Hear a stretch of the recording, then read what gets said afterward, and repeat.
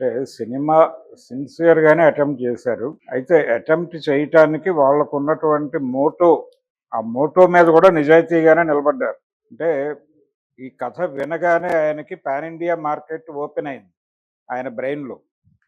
అంటే స్పాన్ ఉంది ఈ కథకి అని ఆయన అనుకున్నాడు. అనుకుని ఆ స్పాన్ ఉన్న కథని వదిలిపెట్టకూడదు అని అనుకున్నాడు. అనుకుని టేకప్ చేశాడు.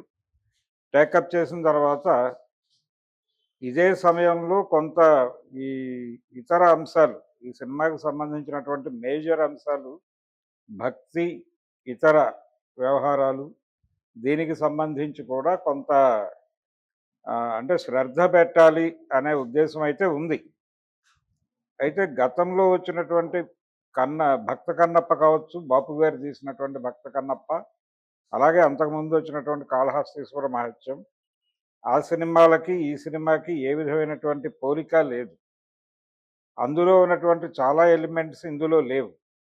అయితే ఆ ఖాళీలని వీళ్ళు ఈ పాన్ ఇండియా మార్కెట్‌కి అవసరమైన ఎలిమెంట్స్‌తో నింపారు. ఆ నింపే ప్రయత్నంలో ఫస్ట్ హాఫ్ కొంత అంటే టోటల్‌గా అది అడవికి కన్ఫైన్ అయిపోయి ఉంటుంది. ఇంటర్వల్ బ్యాంగ్ చాలా ఇంట్రెస్టింగ్‌గా నడిపాడు. అలాగే 'భక్త కన్నప్ప' సినిమాలో అసలు ఈ కథకి మూలం కిరాతార్జునీయం. అంటే అక్కడి నుంచి మొదలుపెడతాడు 'భక్త కన్నప్పలో'. దాన్ని ఎలా వాడాలో స్క్రీన్ ప్లేలో అలా వాడుకునే ప్రయత్నం చేశారు. అంటే ఏ ఎలిమెంట్‌ని వదిలిపెట్టలేదు. వదిలిపెట్టకుండా ప్రతి ఎలిమెంట్‌ని ఎక్కడో చోట ప్లేస్ చేసుకుంటూ వెళ్ళారు. ఒక సిన్సియర్ ఎఫర్టే చేశారు. అంటే ఒక రకంగా చెప్పాలంటే చిత్తం శివుడి మీద ఉంది వీళ్ళకి. చిత్తం శివుడి మీద ఉంది. భక్తి పాన్ ఇండియా మార్కెట్ మీద ఉంది. అందుకని దాన్ని వదిలిపెట్టుకోకూడదు అనే ఉద్దేశంతో సెకండ్ హాఫ్ మొదలైన దగ్గర నుంచి కొంచెం ఎమోషనల్‌గా డ్రైవ్ అయింది సినిమా. ఓపెనింగే అంటే ప్రభాస్ ఎంట్రీ దీంతో సంబంధం లేకుండా ప్రభాసు, మోహన్ లాలు, అలాగే ఇతర వీళ్ళు వీళ్ళు ఎంపిక చేసినటువంటి పాన్ ఇండియా స్టార్స్ అందరూ, శరత్ కుమార్, వీళ్ళందరి ప్రమేయము లేకుండానే సినిమాని మెజారిటీ తన భుజాల మీద మోసాడు విష్ణు. ఆ మోసే క్రమంలో సెకండ్ హాఫ్ ప్రారంభమైన తర్వాత వచ్చేటువంటి సన్నివేశాల్లో చాలా మెచ్యూర్డ్‌గానే నటించాడు అతను. అంటే ఇంతకు ముందు డైలాగ్‌కి సంబంధించినటువంటి ఒక సమస్య ఉండేది. ఈ సినిమాలో కొంత కష్టపడ్డాడు. కష్టపడ్డాడు. అలాగే దర్శకుడిని కూడా కష్టపెట్టి ఉంటాడు. టేకింగ్ చాలా బాగుంది. సెకండ్ హాఫ్ వచ్చేటువంటి వార్ సీన్స్ ఇవన్నీ కూడా చాలా బాగా ఆర్గనైజ్ చేశారు. ఎమోషనల్‌గా ఆర్గనైజ్ చేశారు. పాన్ ఇండియా మార్కెట్‌కి తగిన రీతిలో ఆర్గనైజ్ చేశారు. అక్కడ వరకు అంటే ఈ జనరేషన్ ఆడియన్స్‌ని థియేటర్‌లో కూర్చోబెట్టడానికి ఏం కావాలో ఆ కష్టం అంతా పడ్డారు.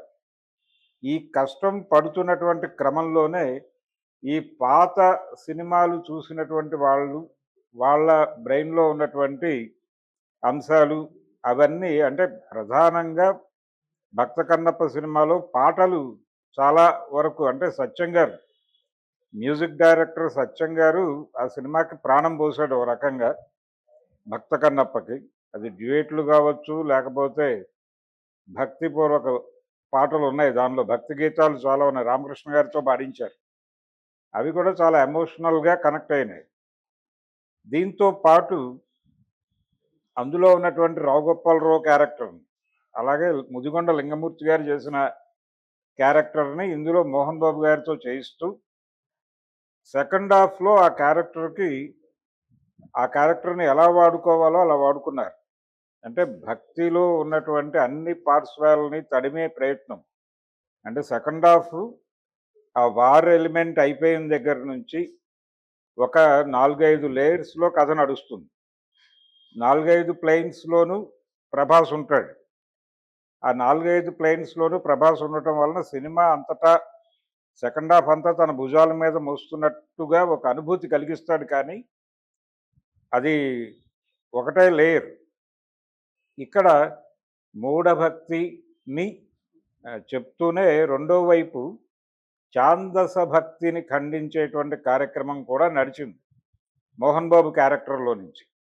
ఆ ఛాందస భక్తిని ఖండించటము, ఈ మూఢభక్తిని గైడ్ చేయటము, ఇదంతా కూడా అంటే చాలా క్లియర్‌గా శివతత్వం ఎందుకు అడాప్ట్ చేసుకుంటారు చాలామంది అంటే, ఎవరైనా సరే, ఎలాగైనా సరే, అంటే దానికేమి సిస్టమ్ లేదు అన్న పద్ధతిలో వెడుతుంది.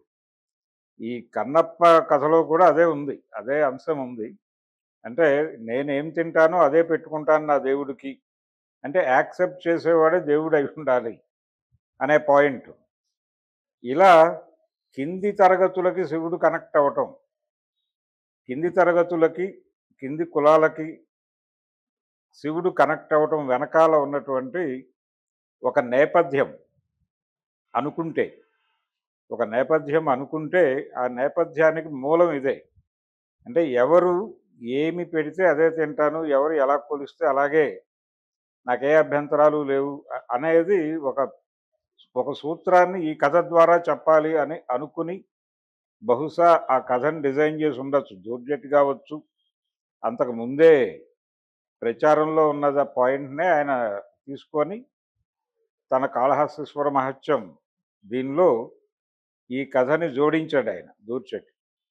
ఆ జోడింపు అక్కడి నుంచి వీళ్ళు కొన్ని ఎలిమెంట్స్ తీసుకున్నారు. అలాగే దీన్ని ఫిలసాఫికల్ ప్లేన్‌లో చెప్పదలుచుకొని ఉంటాడు తనికెళ్ళ భరణి గారు.